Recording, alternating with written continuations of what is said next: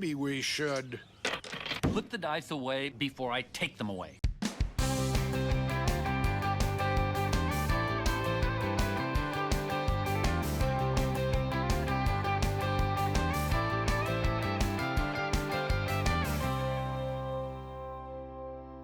Hello everyone, I'm the Broken Meeple. Win or lose, I'm going to be honest with you. And today we've got a big one, not just in terms of length of this video, but also the box. This is Lands of Evershade. As you can see, this is just the lid. It's a pretty sizable box all round. And this is the deluxe pledge, so thanks for Waking Realms for sending this over. But some of you might remember I did a preview of this a while back when it was in its prototype stage on GameFound or Kickstarter, whatever they used. And the idea is that I did I bet like a third of the starting adventure as part of the preview and gave my thoughts on it back then. So now I've got a finished product here. It has 3 adventures in the box. I have done 2 out of the 3, so the full starting adventure, which is like many hours beyond what I did in the prototype, as well as the advanced adventure that's in the box. I've now got the expert one left. Question is, do I want to go to the expert adventure? Well, we'll wait and see.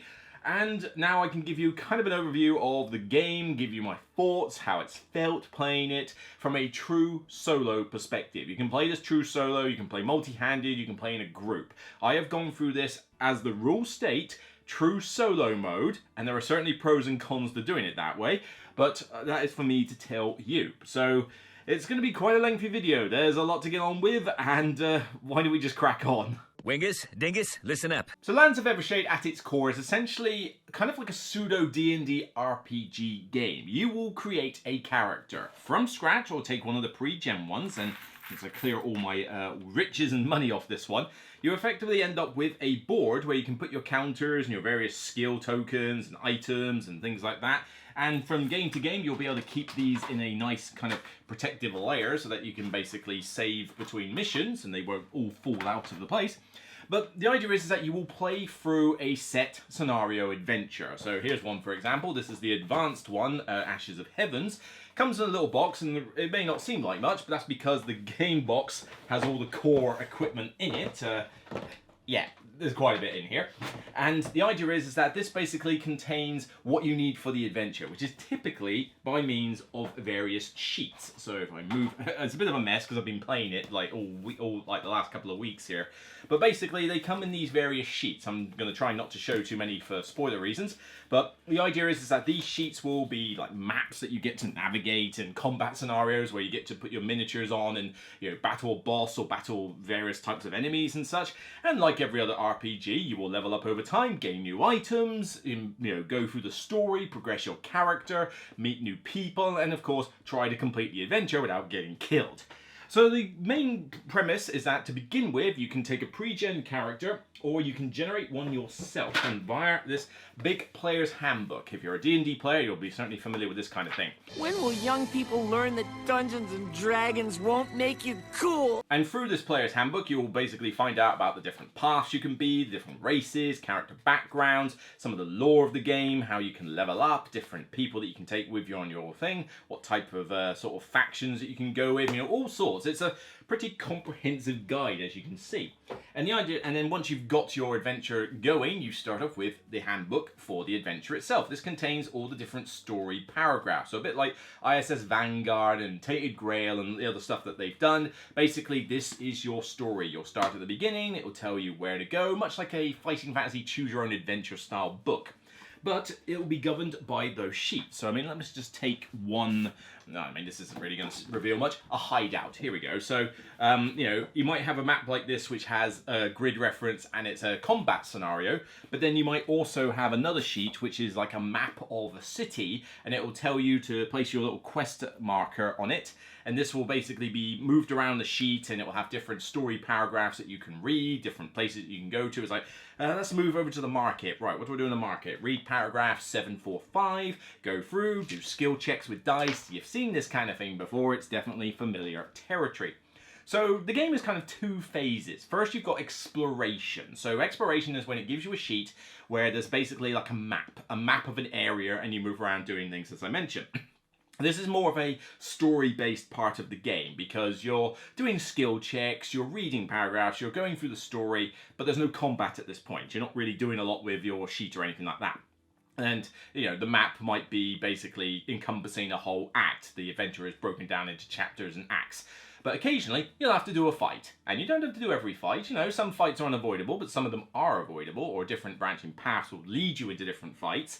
And this will basically be the case when you take one of these sheets, you'll lay it out, and it will be a grid pattern. You'll have your miniatures that you'll put on the various things. It's basically like a tactical map display where you'll move the pieces around and try to fight off the enemy. How do you fight them off? Well, predominantly dice and skill checks. It's classic D&D style RPG, but everybody has this action bar full of abilities. So this is the one I've got after finishing the advanced adventure, and it has various combat cards on there, and there'll be like basic stuff like shoot and bash and dodge or whatever to begin with, but then as you progress through the adventures, your character will level up and you'll gain items, which in turn will gain you new action cards. So for example, I have a I have a Traveler's Cloak. This gives me a hide action card. I have a bow. That gives me a different bow shooting card and such and such. And as a bard, I level up. At level 4, I get a new card, Soothing Voice ability. So they're all basically cool things that distinguish your character in combat. And the way it works is that when you activate, you have an initiative bag full of counters, white, black, and dual, and there are rules for when the enemies activate and when you activate. When it is your turn to activate, via, say, a white chip, you basically do 2 actions. These actions predominantly are first aid or a sheet action. Maybe there's something printed on the sheet that you can do, but also an action that might be down to your action bar, as I said. So I want to do an attack. Right, you flip the card over, you do what it's, you do what it says, you resolve the attack and then flip it over, and then that action is done for the turn. Then you've got 2 actions that you can do, and that includes moving around. And the initiative bag will dictate which order you go in. So you, the enemy, various types of enemies, the enemy minions might attack first, then the boss attacks later. And they have enemy activation cards, which are basically little cards that you don't know what they're going to be, but they dictate the moving, the targeting, the type of attack that the enemy is going to do. And there might even be environmental factors to go into. The way the targeting system works is basically based on a moon and sun symbol. So your cards have got various moons and suns printed on them, and as you perform certain abilities, you flip the cards over and they'll have different types of sun and moon on them. And basically when an enemy activates, it will target, say, closest character or character with the most moons or something. And you'll look, you'll count, I'm the one with the most moons, he's coming after me. Enemy comes my way, does its attack, that kind of thing. And this game does not deal with to hit rolls or anything like that. Everything automatically hits from the enemy. It's all about just preventing the damage or dodging it. In your case, you do actually have to try and hit the enemy, but you technically do always hit the enemy. It's just how well you hit it. So it's like, yes, I hit it, roll some dice. Ooh, I got a lot of successes there. I do a lot of damage, as opposed to, oh, I barely scraped his shoulder. I do a point of damage, not a lot. You've got things like armor and cover for that, but line of sight is very straightforward. There's no drawing lines across things. You just basically go, you can see everything on the map, no matter where you are, but if there's certain types of borders between you and them, they get an armor bonus for cover. At various times during the game, you will be able to camp, and this allows you to set up camp with a sheet that has various cards that you can upgrade. So I can turn my fire into a bonfire, a training ground into a battle station, for example. It might even have cards that represent the companions that have traveled with you on your journey. And you will be able to go to those different cards, interact with them, heal, recover, or just go through different types of personal stories. And it's kind of like your rest period where you get to level up your character. You gain experience as you go through the game, and when you get enough experience, you can basically choose an advancement. They give you help cards for that sort of purpose, but you have essentially your main class and 2 subclasses, and you can kind of mix and match how you like. So you can kind of multi-class to your heart's content, or you can just focus entirely on your main class. That all works. And there's not a lot else I can really say without going into spoilers too much. It's basically how each adventure plays out. You'll start off with a story bit. It will then put you onto a sheet, and then you'll go through the sheet, and whether it's a combat or an exploration. Once you've done a few of those things, it will say chapter 1 ended, at which point you can just save up the game, or you can just keep going. But it's broken down into effectively 6 parts. Each part is roughly around about an hour to 3 hours a piece, depending on the composition of your group and how, what stuff you do. I mean, if you go through every single location and find every single encounter, it's going to take you a lot longer. But that's basically how it works. You go for the adventure, resolve it like every other RPG or choose your own adventure style book, except now you've got a very comprehensive character creation system. You've got a variety of stuff to do, branching paths, 3 adventures in the box. Go for it. But wait! There's more! Okay, let's start off with some pros. If you get the deluxe set, you're going to get a lot of stuff in the box, even with the standard version, but the deluxe set will give you, of course, these cool Sundrop miniatures. I mean, these miniatures are always great to look at, but they're pricey. I mean, you are paying the ends of the earth for this game, but you're getting a lot of stuff in the box. I mean, you've got 4 of these player boards with covers that are pretty sweet. You've got a lot of different tokens, you know, a lot of different sort of token trays where you can put all your different markers and coins and things like that. And then, as I mentioned, you've got the adventure boxes, which have a lot of different sheets, usually about 16 different sheets that are double-sided to use in the game. You've got the main box here that has even more trays in it for things like, you know, tokens and cards and little pouch boxes for you and all the different attack cards that you can do. And that's just like what's in that box. I mean, if you've got the deluxe set with all the other bits and bobs, and you've got ridiculous things like, you know, the creatures of Evershade, you know, miniatures box, where you basically have this ginormous box full of, oh, here we go, come on, get up here, you know, big box full of more miniatures that you can use for your game. Yeah, you're paying a lot of money, but you're getting your money's worth here. This is definitely not skimping out on content, and you've also got these giant books to go with it. I mean, each adventure comes with its own spiral-bound handbook. You know, the player's handbook is as big as most handbooks are for actual RPG games. I mean, this is basically D&D player's handbook size, and it's got a ton of stuff in it. I mean, they certainly have, you know, given you the content that you need. Now, if you buy the standard edition on its own, you will basically mostly get cardboard tokens and you will have standees rather than miniatures. So you'll have a little base and you'll have a standee with decent artwork on it, and basically you'll move these around the map. There's a pro and con to both. As I said, the pro to the deluxe version is that it is very cool looking. I mean, you've got the great miniatures. If you go all hog with like some of them, you'll get, you know, acrylic tokens for your different abilities. You'll get metal coins and the like. To be honest, the counters and the coins aren't necessary. It's purely cosmetic. You know, it's really down to, do you like the miniatures or not? And it is a bit of it's a problem on both sides. As I say, if you buy the deluxe set and get these miniatures, they look awesome. But for the most part, you're only going to use them every now and again, because when you're using the exploration map, it's basically a couple of like quest markers, your party marker, and maybe your danger marker like this. That's basically it. And they're in the standard box anyway in this form, so it's not like this is anything new.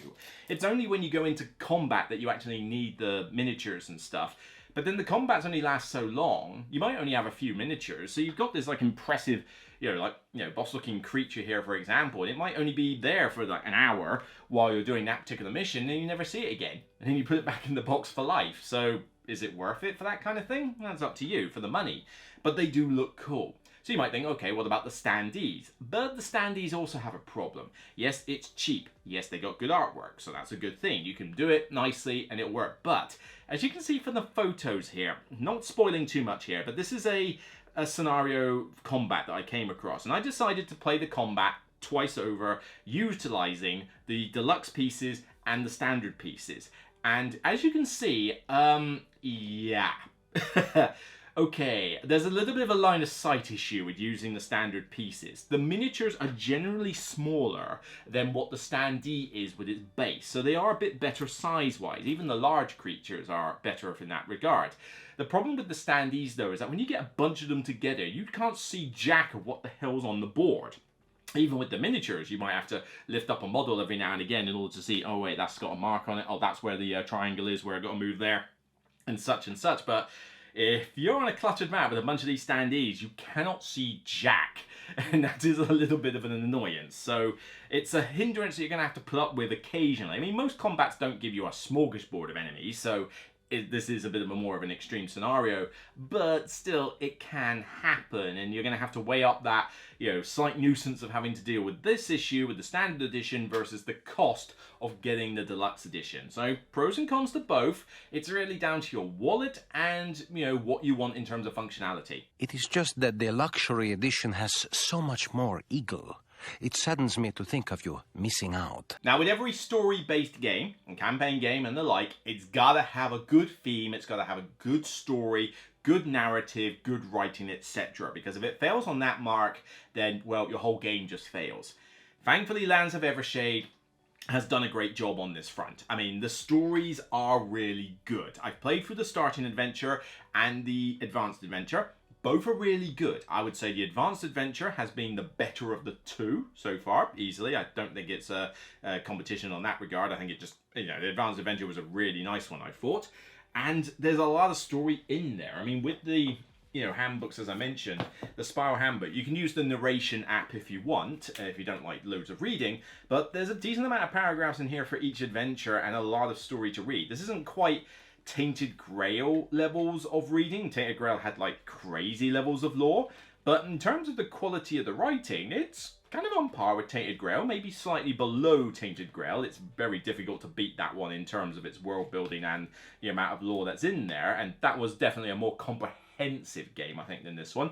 But still, you get a decent amount in each one, and there are definitely branching paths, but we'll get onto that in a minute. But yeah, you then look at the amount of variety with regards to the player's handbook here. I mean, the theme is here. You want to learn all the background about various things in the world, how each of the races are, how they interact, what each faction is capable of, you know, the different sub-factions that you'll meet. Like, I mean, what are these creatures of Evershade? What is you know, what are these gaze wraiths that I've heard about here? What are these figments? What is a feral? You know, sorry, what's a feral blank? What's a fade ray? You know, it's all these different creatures here with a decent amount of, you know, lore and explanation of them. So I mean, if you wanted to treat this practically like a D&D campaign, you're not going to have a problem there. It is all present, and the story is good to read. You know, the narration app is fine, depending on which adventure you're doing. It's still kind of a work in progress, and it works fine. It's got an annoying music track, or backing track that loops constantly. You might want to turn that off. It's like not interesting. I tend to play with a selection of fantasy medieval music ambient in the background when I play games like this, so you know, that works for me. But the voice acting is a bit hit and miss. The first adventure is narrated by a lady who I believe helped with the Tainted Grail stuff, and she does a good job. She reads it nice, it's fairly clear, she tries to put a bit of emotion as she's reading, and all well and good. Then I went on to the advanced adventure, which has this other bloke doing it, and oh my god, that was shockingly bad. I mean, it's written as if it was an automaton. Sorry, it's read as if it was an automaton. Along the road to Fade Ray, you see some remains of the recent battle that ended with you waking in the morning sun. Possibly it was AI generated, I don't know. It doesn't sound like a human's reading it. And then a lot of the words are pronounced weird. The word chasm is pronounced chasm. The deep wheel tracks lead to a sharp-edged chasm. What the hell was that? The word iron is pronounced iron. Okay, seriously, I get there's language barriers between different nations and stuff like that, but if you are going to issue out a game like this with a ton of English in it, then make sure the people who are voice narrating actually know how to read the stuff in English, because it's just going to get very distracting, and to the point where I actually turned off the voice narration for the advanced adventure and just resorted to my normal speed reading. You know, it's nice to get immersed with voice narration, but at the end of the day, I can read a lot faster than most people, so I just read and skim through at my high speed. You know, it works for me. Input. So we'll go on to the variety. The variety with this game is off the chain for a lot of these games. You know, I mention when I do things like Tainted Grail and that, how often do I want to play through the game again?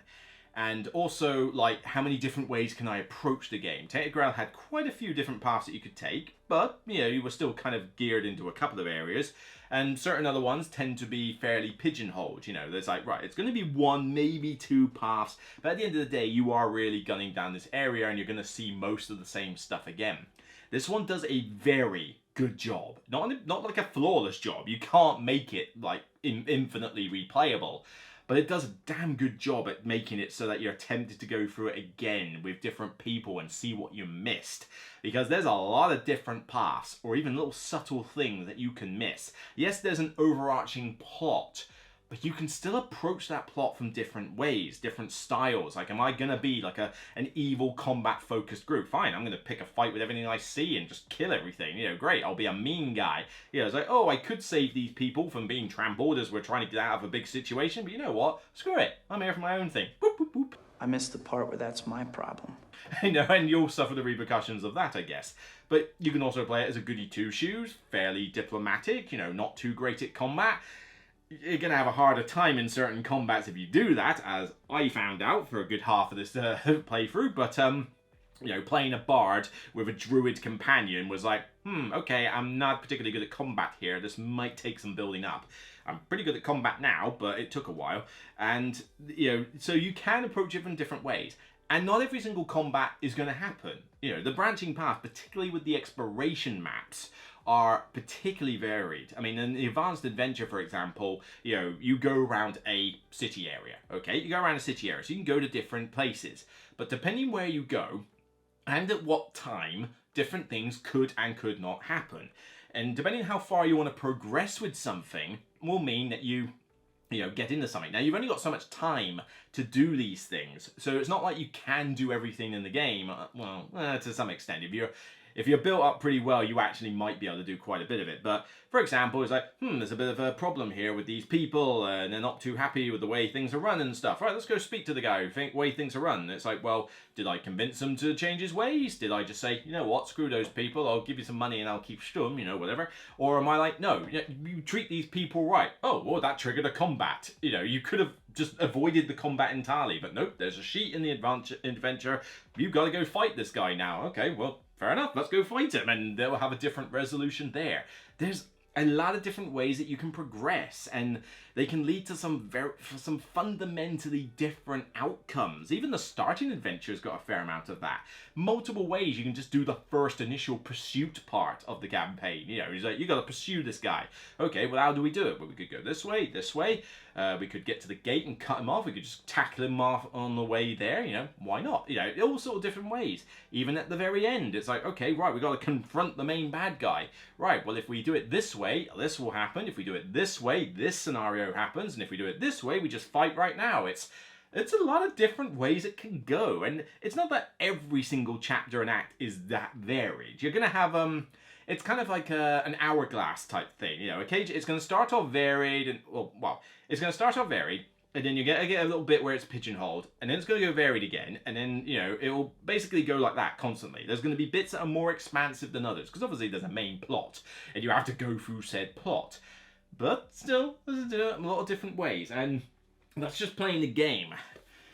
This, holy smokes, is one of the best character creation systems I've seen in any of these types of games. You could get lost for hours trying to create a character like this, you know. And whenever I create characters for RPGs, it takes me freaking forever because I want to like get it right. I don't want to have a massive backstory necessarily for them. I prefer the game to just give me a backstory, but you know, how the character acts, what type of abilities they've got, not to the point of min-maxing, I don't quite like that, but I want to make a thematic style character that I can enjoy playing. Well, you're going to get that from here. I mean, it's kind of ridiculous. You know, the tutorial will take you through, you know, this like process, and it's like, right, well, okay, what race do you want to be? Okay, Bolgrim, dwarf, effectively, failing, human, Shririk, which is like a little rat, it's like going around a splinter, that seems pretty cool, an Owlgrim, blank, whatever. Okay, right, all right, we're done with that lot. Right, early years, right, did I come from an arcane academy, an asylum, Blackridge Lookout,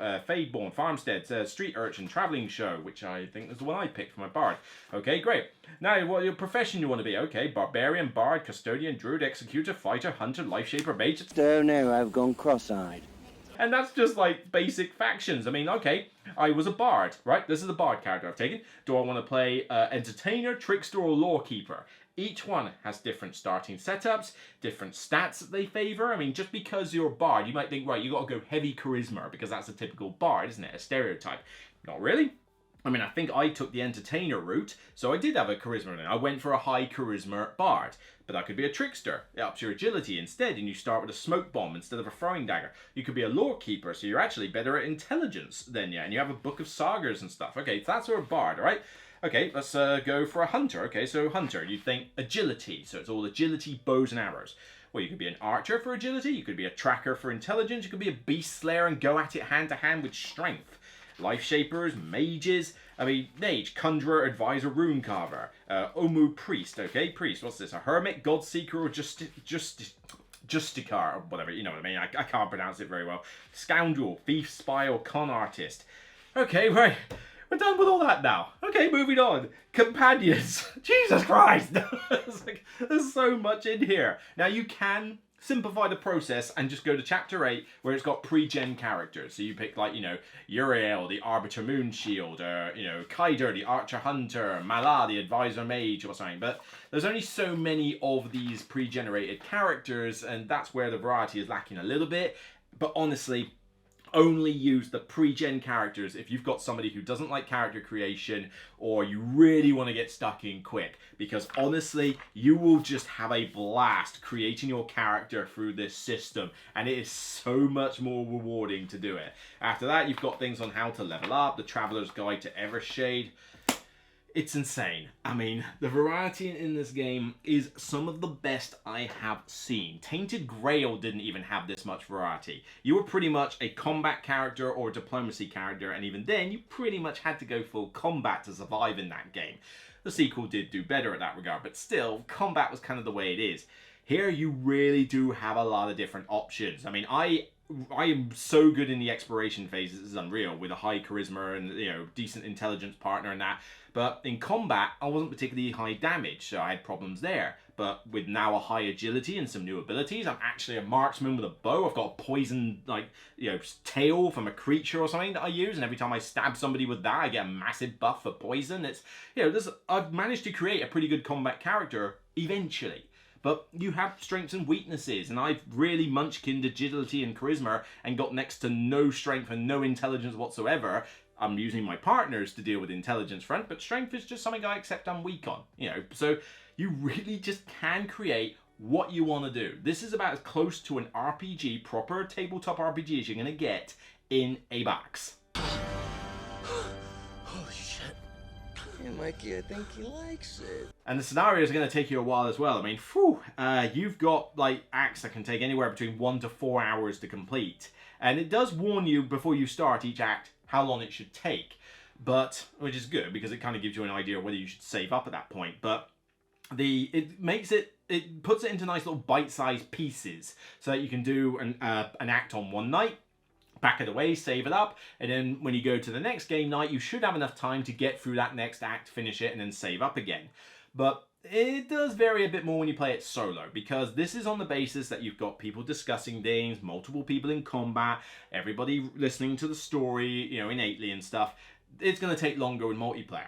In a solo game, it does shorten it a fair bit. I mean, I've still put a ton of hours into this game, and certain acts are still going to take you hours to do, but I'm a bit of a speed reader. So when you give me a book and tell me to read paragraphs, I'm kind of a bit like Johnny 5. I can just go through these pretty damn fast while still getting the story in that. So it's basically like I can go through the exploration phase pretty damn quick when I'm playing this sort of game, and I take more time in the combat thinking about what it is I'm going to do.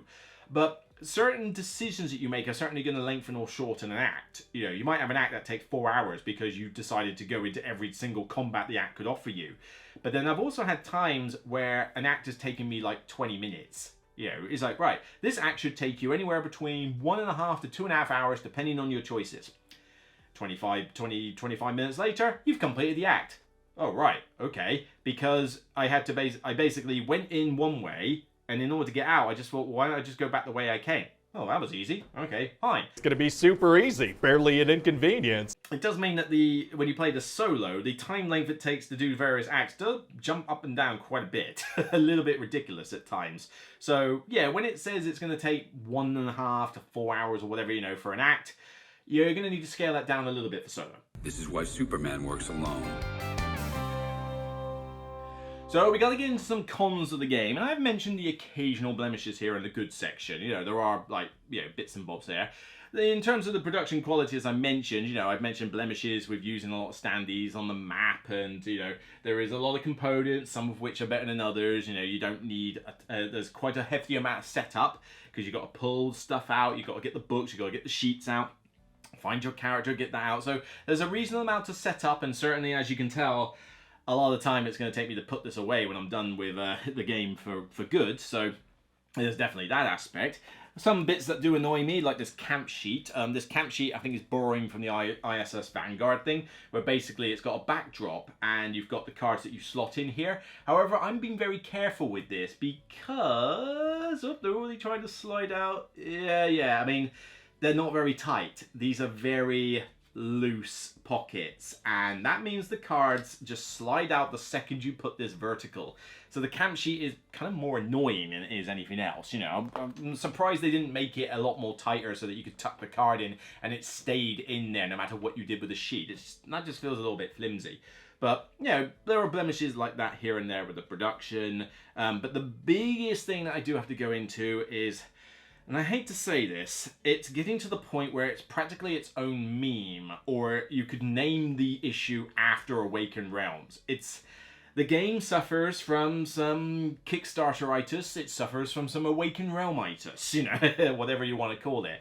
There are some tropes that have been the case with Kickstarters and with, you know, Awakened Realms games in the past, predominantly to do with their rulebooks and understanding the game.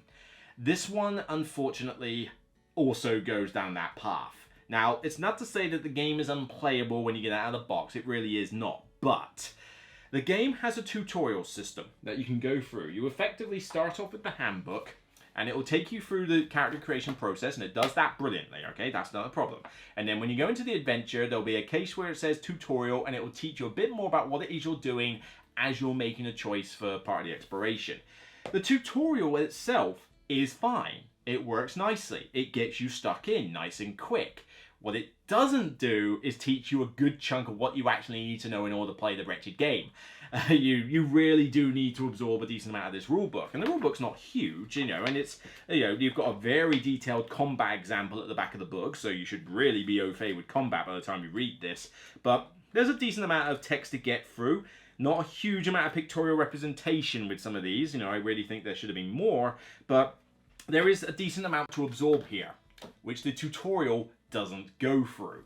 So as you start off the adventure, you go through the tutorial, you get started, but eventually you're going to have to find something out about range, or about cover, or about, you know, how companions work, or about how enemy targeting works and stuff like that. And, you know, the tutorial's not going to tell you enough about that. You're going to have to go to the rulebook, which means a lot of back and forth checking.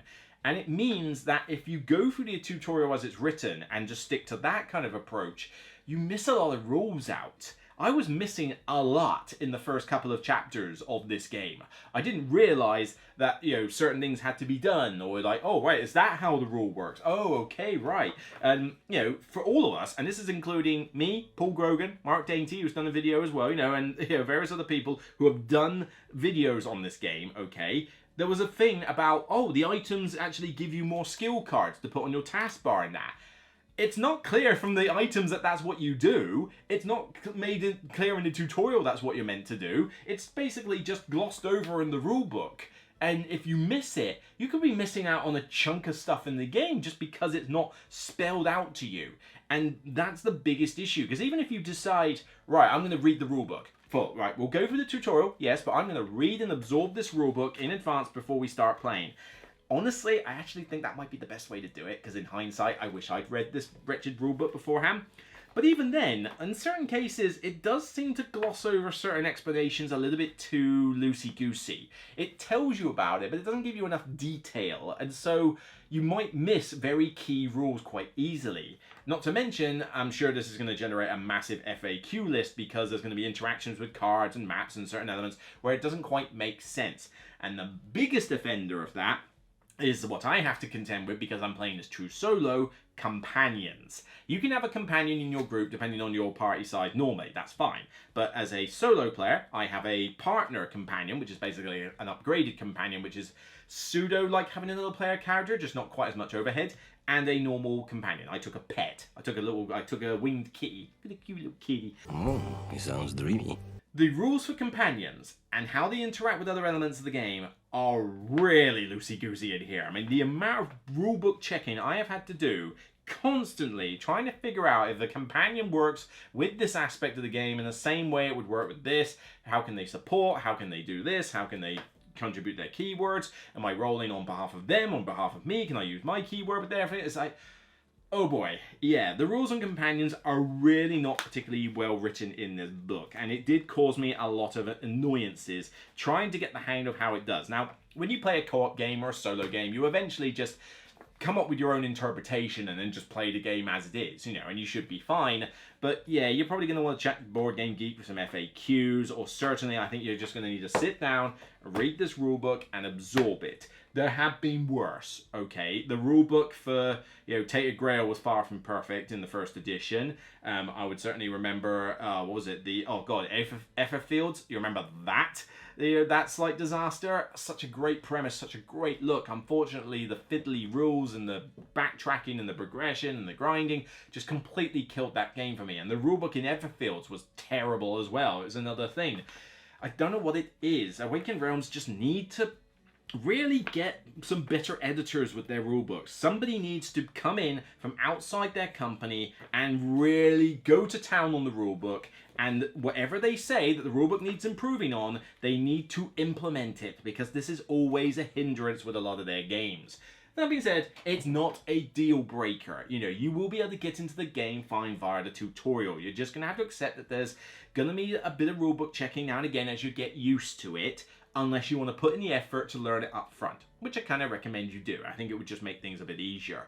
But, you know, you'll read some sheet actions, you'll read some items, you know, it'll say, it will do this, and it's like, well, hang on, does that then happen outside of action phases? Can I do that? Does this damage get hurt by armor then? It doesn't make it clear. It's like, I mean, it's poison. Why would armor hurt it? And it's like, apparently poison is affected by armor. Don't ask me why, it just is. By all accounts, it doesn't make sense. And particularly with the companions, you know, how do they interact? There's just a lot of times you're going to be doing that, and it is annoying. It is a con of the game, and it's sad to say that this is just an ongoing thing with Awakened Realms. You need to get good at this now, guys. Okay, a simple wrong would have done just fine, but...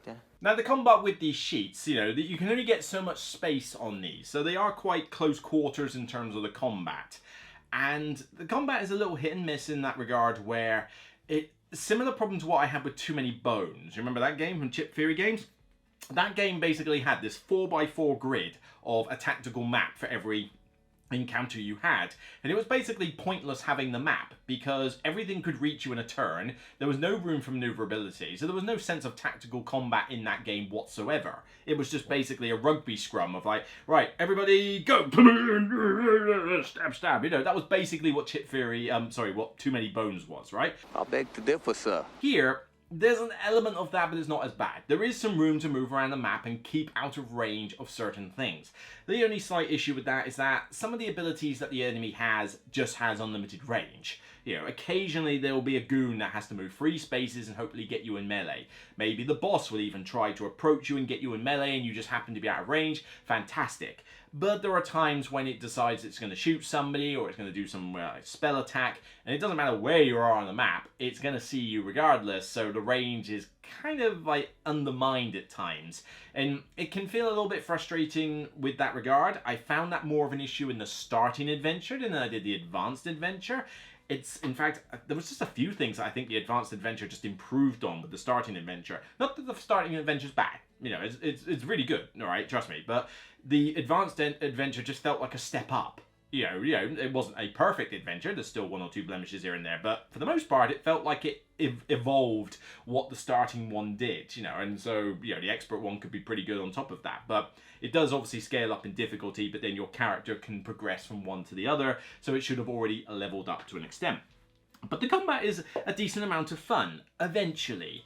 At first, I found that I really wasn't using a lot of this taskbar. I basically only had like attack, dodge, and maybe insight, and that's about it. And I wasn't really using anything else. And so, for the initial adventures, or like the initial acts, the combat can feel a little bit boring because you're not doing a lot of different things. But as you level up, as you get more items, you will get more cards, and so this does give you more options. You're not going to be doing a lot of these. I mean, I have got a full taskbar here of 10 different action cards. I guarantee you, I'm pretty much using at the moment 1, 2, 3, 4, occasionally 5, 6, 7. So I'm using 7 out of the 10, which is pretty good. But that's only in the last combat I've been doing that. Before then, I was probably only using 5 tops. And most of the time that would include my bow shot, my dodge, and combat insight. And all that is just support with a die. It's nothing particularly fancy. Because a lot of these... Oops, they've all fallen off, never mind. The action cards can be very situational. Particularly as you're leveling up, you've got a choice of a couple to pick from. You look at them and go, that's not particularly interesting, or I'm not sure if that's worth it. And obviously it depends on the stats that you've done. I mean, if you've munchkined a stat like I have, you might have a choice between 2 ability cards that use a stat you're not good in which case the action card might as well be blank. It's useless for you. So you need to fill it up with something else. And it was a bit of a slow burn for me. You start off not doing a lot in combat, and then combats can feel a little bit stale, maybe a little bit overpowered, because it's like, how the hell am I supposed to kill this big thing with all these exploding things around me when I've barely got like a basic bow and a dodge or something? It's like, come on, I need something more. But as time has gone on, my characters have leveled up and they've gotten a lot better, and now I'm going into combat practically owning bosses. The difficulty curves and spikes are a little bit over the top, a little bit up and down at times, but it means that I can go in and be capable in combat now and actually do some stuff. But yeah, there was a period of time, particularly I just think through the starting adventure, where I was like, I would like to do a bit more in combat. Come on, where's some good options to pick from? Things have just really leveled up as I've gone through the advanced adventure. It does feel that way. We got better. Now, I have played the game as a true solo player, and true solo, again, pros and cons. This is in the cons section because I think you do need to be aware of the cons a bit more than would be expected here. True solo means that you have one character board with all the stuff and the trimmings, and you have effectively up to 2 companions with you. And usually these are characters, but I decided to use one of the mini expansions from the deluxe and go for one of the pets, okay, which is basically an animal or a creature type. I figured that's more variety. So I took a druid and I took a winged kitty as my companions. Now, the companion, your pet, your second one, is just a bog standard companion. It has its basic stats, little hit points, and it doesn't gain boons or terror or anything like that. It has its own thing, and typically it will munchkin 1 stat and the rest of it will be rubbish at. Then you've got your normal human character, and they function in a similar respect, but they have a bolt-on card to them, depending what type of person they are, whether it's intellect or charisma and that kind of thing. And basically you bolt it onto the side, it augments their stats, but then it also gives them the power to reroll some dice or support you like you can support others and stuff like that. Companions are a little bit on the brittle side though, because you have all these things that allow you to dodge attacks and negate damage. The companions don't. If they activate, they flip over and they will have a slight defensive thing, but that's it.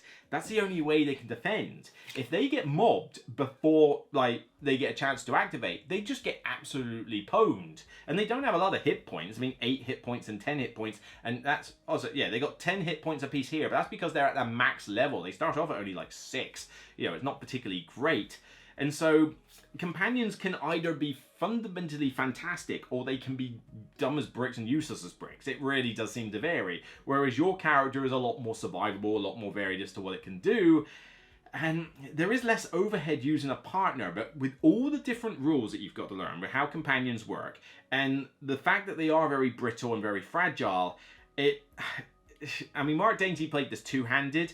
I'm starting to wish I did the same, actually. It's not a huge amount of overhead to control a full player character with a taskbar full of abilities, but you would certainly be able to gear your party to take care of any weaknesses a lot easier. It's a little bit more overhead, yes, but I actually think in hindsight I might have preferred to do this with two-handed rather than using 2 companions. I still like it. I'm still going to carry on in this front, but yeah, might have been nice to have done it that way. And playing it with a solo and two companions is going to make a difference with some of the combat scenarios and that as well, because a lot of things in this game are based on the number of characters. Having a partner adds 1 to that value, and you can even up the difficulty of the game by adding even more to it. I think the game's decent enough difficulty as it is. You might think it's a little too easy at times, but I play games for the story, not for their ridiculous difficulty spikes. Bearing in mind you're using luck for initiative, luck for dice and all that stuff. I kind of like to just have fun with the story rather than have the game beat me down. There are difficulty spikes, certainly, where some combats feel like they're just unwinnable, unless you've got a particular party setup in that. But the problem I'm having with a true solo approach is that it's very difficult to gear for all the different stats. I mean, I've got 2... I played a Munchkin route, And I think this is the best way to do it. I mean, yes, you can have a balanced set of stats, like, oh, I'll have a couple of 2s and a couple of 3s, that's all well and good. I'm at the end of the advanced adventure. My strength is 1, my intellect is 1, my agility is 5, and my charisma is 6, and that's the highest your attribute can go to. So I have really munchkined 2 attributes at the expense of 2 others. Your partner, though, has a whopping great big stat in the one that you don't have. So I picked the druid because the druid has intelligence. Great, so now I have a high stat in intelligence. The only stat I truly suck at is strength. Thankfully, strength seems to be one of the least used skills in the game. I mean, if you're not punching things in melee, strength practically has no feature in this game. You know, occasionally you might get a test that involves it, but honestly, the vast majority of the tests I've had to done have been charisma and intellect based. You know, agility comes into play more with combat skills and some other tests that you've got to do, but they usually give you a choice. It might say strength or agility or something or this, and it's like, well, okay, fair enough. But yeah, I find that strength just doesn't seem to turn up very much. And if it does, it's not the worst problem to mess it up or anything, or I can try a different approach. So the fact that I've got a dump stat in strength actually just, for me, seems fine. You know, the dump stat is what you basically put nothing into in games, and typically charisma is a dump stat in a lot of RPGs. Here, charisma is so freaking useful in the exploration phase. Wow. You know, I am so glad I played a bard. You know, yes, I sucked at combat for the first half of my experience, but man, was it good in the exploration phase to be able to just basically get out of situations. And sometimes you can actually charm your way out of a combat, which is not bad going. It's like, you know, do I want to fight this guy? No, I'd rather not. You know, maybe I can just, you know, string a few words together and avoid this fight. You know, that'd be great. So there's, as I say, different branches that you can do. But the companions do vary on their effectiveness now. I mean, the druid, for example. I mean, I wish I'd chosen a character that was more combat focused to make up for my weaker combat, because, you know, if the companion's only got one ability and it's a combat one, then they're always going to be useful in combat because they're just going to go up and try something right ahead. But the druid, for example, basically just has an effect that says, you know, heal or push. Push is basically push things and they might take crashing damage. Heal is not very good in this game. Healing just doesn't work. It's the thing with most RPGs. If you play an RPG or or online game or Baldur's Gate, that kind of thing, the universal rule with RPGs is that damage prevention is better than damage recovery. If you don't take damage in the first place, you are doing better off than if you took damage and then recovered it. I mean, when I played World of Warcraft, my best priest actually wasn't my first holy priest that did a lot of healing. It was actually my discipline priest who did, like, put up shields and stuff, because if you don't take the damage in the first place, then I don't have to heal you. You know, it just works better, and there's no chance of you accidentally dying on my watch. But in Baldur's Gate, it's the same thing. I mean, there's only, you know, you can heal in a decent amount of ways in Baldur's Gate, but at the end of the day, if you don't take the damage in the first place, you're unlikely to get screwed over. You know, it's just better. And here, healing is just so minute until you level up your character that there's no point in healing. You don't run around with a lot of hit points. You're talking less than 8 hit points for a lot of characters. If things are coming around doing 3-5 damage a piece potentially, then what the hell is 2 healing going to do to you? So her healing has mostly been useless, and her push can push by half a d6 value. Whoopee-doo. I mean, there's not much to push you into, and it might do a damage, but armor restricts it. So if they've got armor, pushing is useless. And it's like, for ages, I was just like, this druid is really doing nothing. She is purely there to lend her skills and her intellect, which, granted, she's fantastic at, so I'm not going to dispute that. And her backstory has been nice to do. I mean, your companions have cards on your camp sheet that you can go into the stories for. That's really nice as well. But yeah, for a while I was just like, the cat is actually helping me. Yes, he gets a bit disgruntled at times, but, you know, to begin with, now he's better. But the idea is that if it hit hard. You know, it was a good little combat pet. But this druid just felt like it was like, you know, you're basically a walking skill bag and you're useless in combat. Until, through the backstories and that, I got her up to her max level 3. And she underwent a bit of a change. Such rudeness! I'm most vexed! 3 weeks later. Yeah, what the hell? Did she suddenly become one with the Force? Originally, she was barely healing and barely pushing at all, but then all of a sudden, in the next, like, upgrade, she not only needs less successes to do it, not only can she do it to more targets, but she now uses, basically, you have, like, a divinum dice. It's basically, like, another stat that you have, and it has its own die keyword. But this levels up as you go through the game. You might start off only at D4 or D6. The companions get better, and so do yours. Hers is now D10. It used to be push by half the die. Now it's push by the full die. So she could potentially push a character 10 spaces. You take crashing damage for every space you can't move when you move somewhere. She pretty much is going around now. Forget the healing. I mean, she can heal better now. She's just basically around going force push, force push, force push, force push. And it's somewhat sick, particularly. Although, annoyingly, when she got to that level, the next combat actually had ways to stop her doing that, which is like, wow, the game's trolling me at this point. But yeah, it is quite amusing to be able to sort of go to this boss and just basically, you know, oh, you're standing with your back to the wall, right, force push, and then fish paste them into the wall. It's like, when did this transformation happen? You know, it's like, you know, seriously, could you have not done this earlier? Whew, that was a lot of talking.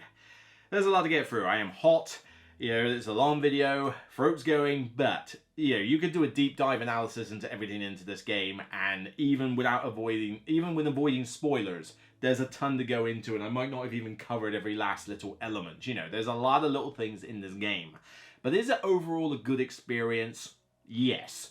Overall, it is a fantastic game. It is definitely up there with the best that Awakened Realms have done with regards to the story-based narrative games.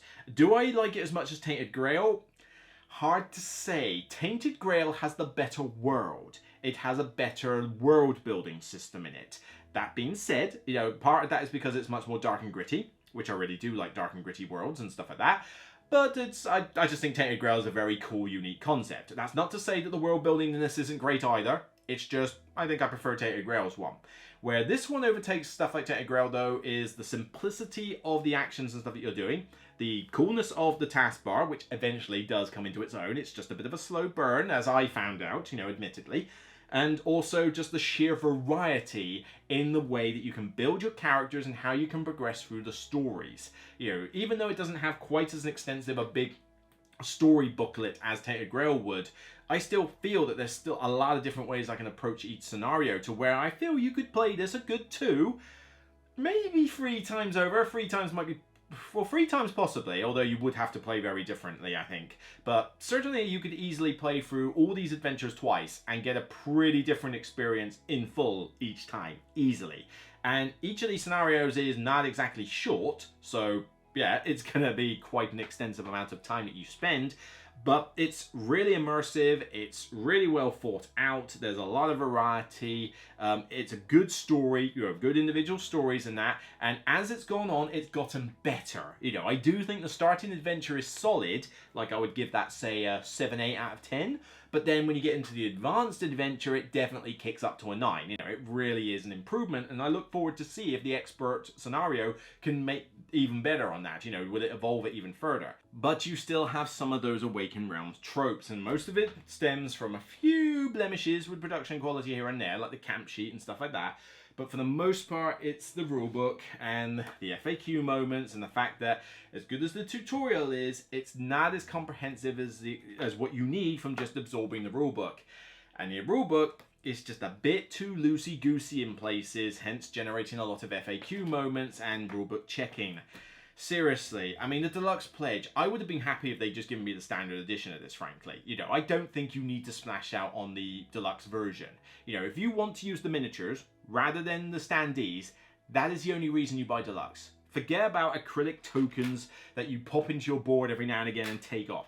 Forget metal coins, which are pointless anyway. Forget, you know, various different deluxe piece upgrades that you just don't need. And certainly forget a pointless diorama piece and metal posters and stuff. I mean, metal posters are cool. I'll put some on my wall, but, you know, it's more money going into something which a lot of people really aren't that interested in when you think about it. How many people were clamoring around for a diorama piece for this thing? You know, why didn't you take the money it took to make that and put it into paying at least 2 rulebook editors to go through your rulebooks and like your interactions with cards and stuff and make sure that they're written brilliantly and verbose and cover all the bases. You won't be able to cover every base. Some stuff's going to get missed. It's the nature of the beast. But this is always your weakest element in your games, and you need to get this right. Take some money from all the other add-ons and shove them into this, because believe me, that is money well spent. And I think all the backers and stuff are going to thank you immensely for it if you do it in the future. Like, if you release this as a second edition or something, or if you want to do it on a future Kickstarter, I think a second edition of the rulebook would go down pretty well, okay? But that being said, it's not a terrible rulebook. It's just, you probably are going to want to read it in advance of the tutorial to make sure that you understand enough about the game, and certainly companions, be prepared to come up with a couple of little house rules, or certainly be prepared to check Board Game Geek and ask the designers or ask other people how these work at times, because believe me, it's not easy. But that aside, that at least would stop it from being a perfect game, you know, easily. But with those tropes aside, once you get past that hurdle, you are given a very rich, immersive, narrative storybook experience with a healthy mix of combat and exploration. I'd say more exploration and combat, which suits me down to the ground, because I think that's my favorite bit, is all the exploration and the stories rather than the combat. You've got you've got literally a benchmark level terms of character generation for who you want to play. No other like game of this sort of nature has come close to doing it this well. This is easily the benchmark for it. And the stories have been great so far. I look forward to jumping into the expert scenario, but the starting one is still really solid and the advanced one was fantastic. So there's a lot of stuff to be found here. You are getting your money's worth. It's going to cost you a pretty penny. You don't need the deluxe. You can probably make do with the standard edition, but yeah, you're getting a lot for your buck, and it's really solid. I'm giving Evershade, Lands of Evershade, a 9 out of 10. It is dropped because of the cost factor, because there is a lot of cost in here for what it is, but also because of the rulebook issues and those learning issues when you start. You know, that is definitely worth a point drop in my opinion, but everything else it gets done so well. It's just, I wish that, you know, I mean, you think I'm underestimating that thing. I've got a notepad here and it's got all sorts of different things where I look at a card and I go, how does that work? You know, or why is that like that? Or why can the box not fit sleeve cards very well? You know, and why is, you know, this bit like this and stuff? There's a lot of these little tropes with Kickstarters and Awakened Realms that suddenly resurface again, and that is a hindrance. But everything else is so damn good. You know, they're very good at all the story and immersion and the, you know, the exploration, character generation and stuff like that. They always get that bit right. So it's hard to deflate it too much, but yet you gotta bear that in mind. So it's a solid 9 out of 10 distinction. I really enjoy it. This has been on my table for the last several weeks to play through these two scenarios. Tons of hours of play in doing this. This is going to last you a fair while, but I'm going to jump into the expert scenario and we'll see how things go from there.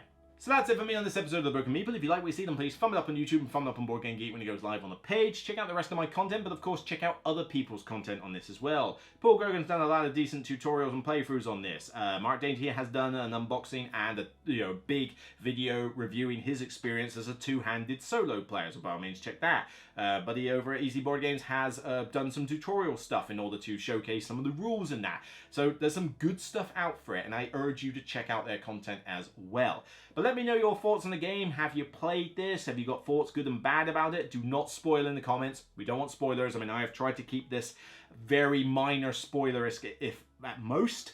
But, you know, no spoilers in the comments. But is this a type of game you like? Do you find this formula a bit stale now? Did you like some of the other ones like Tainted Grail and Everfields and stuff?